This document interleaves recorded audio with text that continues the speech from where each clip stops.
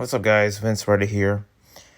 And you know what? I realized that, yeah, this is not a review channel. This is just, I guess, going to be a place where objectives were met or something like that.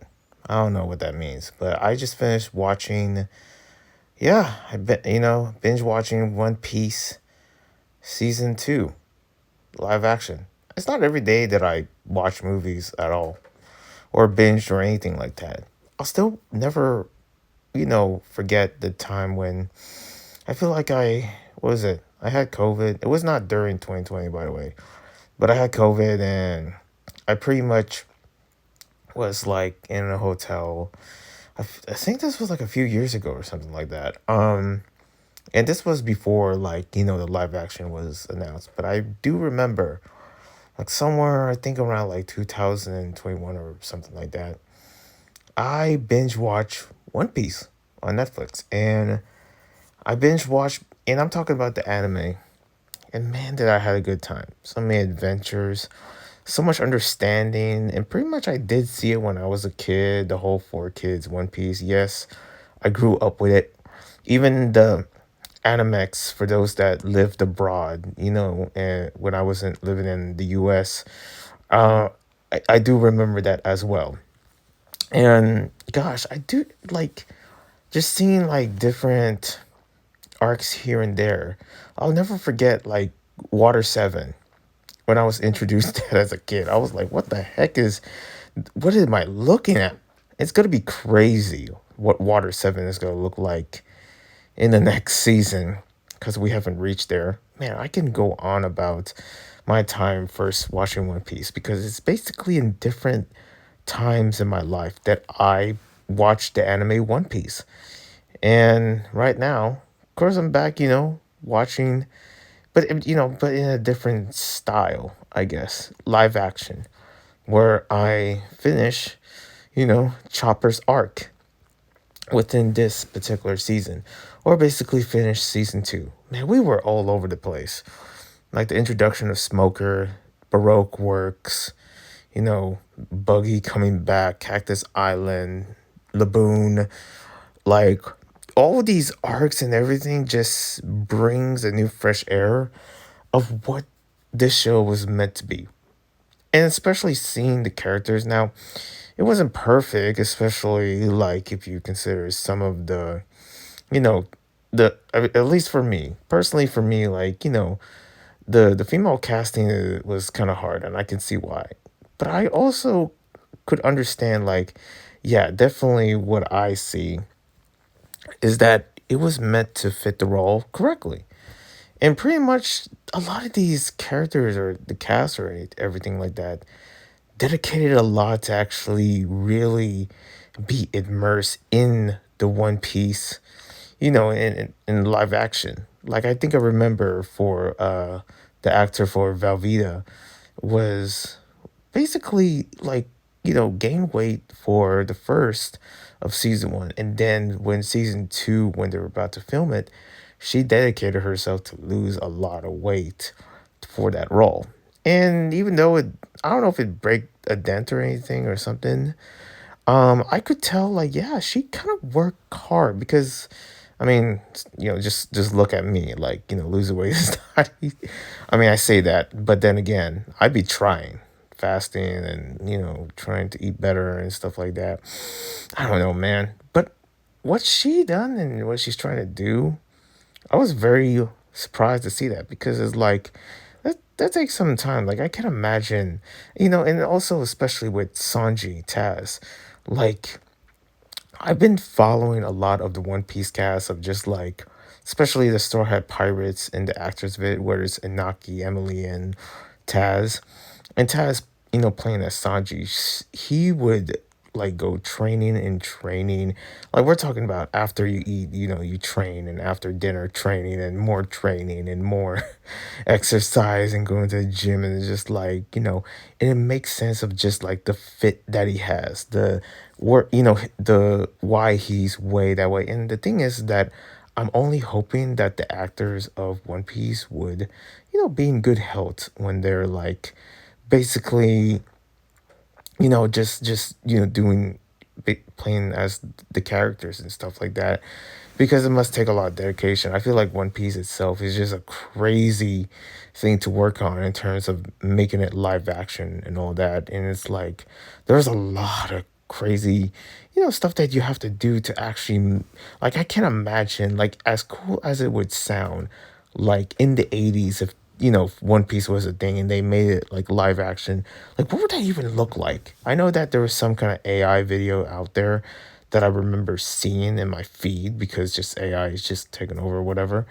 And there was this particular video where it's like live action One Piece, but what if it was set in the 80s and it looked crazy? It looked like damn, I think I remember seeing this as some sorts out there in some kids shows or whatever, like this dark fantasy looking kind of One Piece, but that would be much more harder if it was like a while ago. And now for this one, seeing how everything played out and see how they tried. The thing is that there is a part of me where I was okay if it wasn't perfect.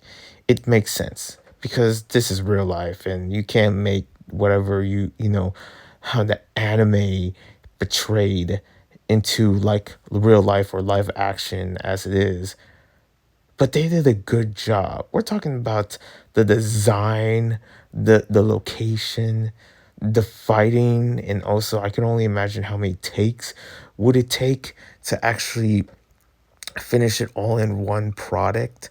Like it's insane. Like, just the detail of like, it doesn't need to be perfect, but it was like close enough, like the detail of what the characters were compared to the anime.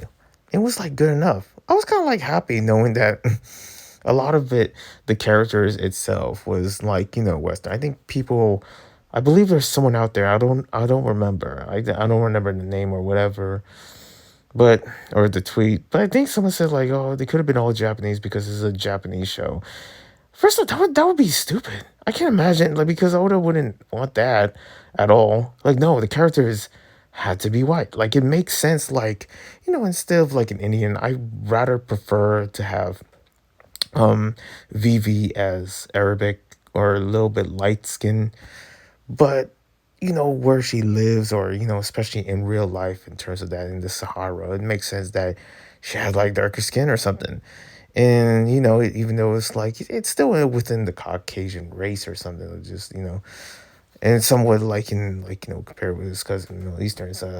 I could be getting that wrong, but I do remember seeing that geography wise, like in the Caucasus, or just like that aspect of the race group, and something like that.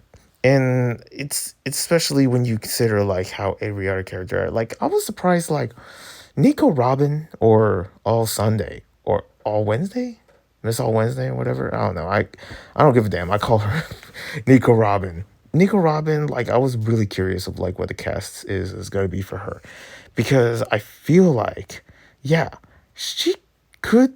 She don't need to really be Russian. Like she could just be, you know, I guess Italian or something, or whatever. No, they kind of dedicated it. They really dedicated. They're like, no, she's Russian, or in some sense, Ukrainian, but no, she's Russian because it kind of said it there. And I was surprised because it was like with all the things going on between Russia and Ukraine, I was like, nah, they're not gonna choose a Russian girl to play as Nico Robin, but they did, and I'm like, that's what the dedication is to really make this series. They don't give a damn about anyone like canceling whoever the characters. I don't know them. I don't know what Taz said in the past that has been canceled. I don't know what, like, most of these characters probably have an issue, who knows? They might have an issue with Christians, and as a Christian, I wouldn't be, good with that. But there's a part of me where it's like, it's not about them, really. I feel like a lot of times, like what they made and all the hard work, like this is what it came out as, and it's something bigger.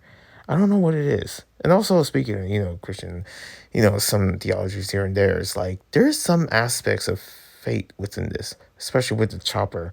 And also, the doctor himself, where he was like, he has, this hairstyle and everything, the cross and all that.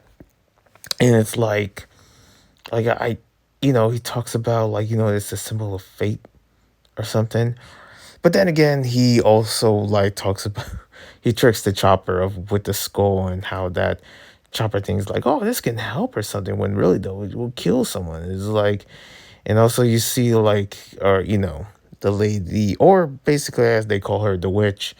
She's just like angry and mad at Chopper or something. There's a part of me where it's like they kind of stick with the bit of just like, the witch being basically just not the nicest person or something. And I kind of feel that. I feel like a lot of these characters are not the nicest, but it doesn't really happen to be the nicest. I feel like the most nicest like would be would just be the giants, and I love seeing that arc for sure. The man, but also with that series, they had like the most annoying evil character, which is this little girl that is a painter, and here I am forgetting the name. But yeah, this the the amount of characters and how it's all blend together, it's just perfect because what it really is showcasing is like in today's technology and also what you can adapt to making the world real, you know, especially not using AI at all. You can just simply make what you want to make with the tools that, I mean, I feel like they definitely gathered so much. I can only imagine the vast of the land they have to gather to actually make these worlds big or something like that. There's so much more I can talk about this. I just really enjoyed One Piece. I would like to focus on my enjoyment of One Piece, of really saying that it really reminds me of some of the arcs in such a different way. All remake and stuff like that. I guess it gets me my gears going of just like remembering stuff. I was like, oh yeah, that's where Chopper came from again. I never forget where the characters came from, but it's good to actually be reminded. I feel like, some of the authenticity and some of the routines here and there were good to see. A little bit of action, a little bit of like, drama, a little bit of philosophy. But overall, God, man, what a good series. I don't know. I'm just freaking much, just writing a check on this and saying like, yep, I finished it. I was just binge watching. I probably couldn't really think of anything else. There was a part of me where that always happens. I just wanted to hang out with the Straw Hat cast, and I don't know how it got me there, but it did. I mean, shoot, it's just all tens right here for this show. On my book, I enjoyed it. One Piece live action, I gotta say, was a success. I can only hope good things for, the next adventures and stuff like that. Like how we were introduced to Crocodile. What will Alabasta look like? Can I just be real? I can only imagine Alabasta somewhat having the same characters as the ones from The Chosen. Man, that would be so cool. That'd be so cool. Like, Peter. It's just like there, the person that was with Jesus, and then he's like there, like, helping guarding helping the city within Alabasta or something. Man, that is something big. Whatever kind of traditions or Middle Eastern traditions that they're gonna bring to that is gonna be amazing. And that's what I like about this series. It's like there's a sense of culture when you see the lands itself. Like Cactus reminds me of Arizona, you know, um Chopper's Island reminds me a lot of like, Canada in a sense, or some colder area, something like the Arctic. And also you have like, different areas for sure. Lily Garden reminds me of like the Amazon forest, even though there isn't really an Amazon, forest culture or anything like that. But it's like, yeah, these are real places in a sense. Like imagine a planet that is just all, discombobulated and created in a very different way. That's basically what, I guess the planet of where One Piece is set in, when you think about it. My goodness, it's gonna be interesting. I just, what? One thing I couldn't wait for. Can I be real? I cannot wait for where Bon Clay is from. That's definitely gonna be something. What will Bon Clay look like? Oh my gosh, if they had Leo Skeppy for Bon Clay, that would be insane. Would that be a crazy prediction? I don't know. Man, but seeing Flamingo play as the guy that does the Oreo and TikTok and something, oh, that'll be cool. Even though that's not, you know, like, he's not Japanese, but that would be crazy. Ideas all around, man. All around. Anyways, I see want to see you. Well, love and peace and God bless.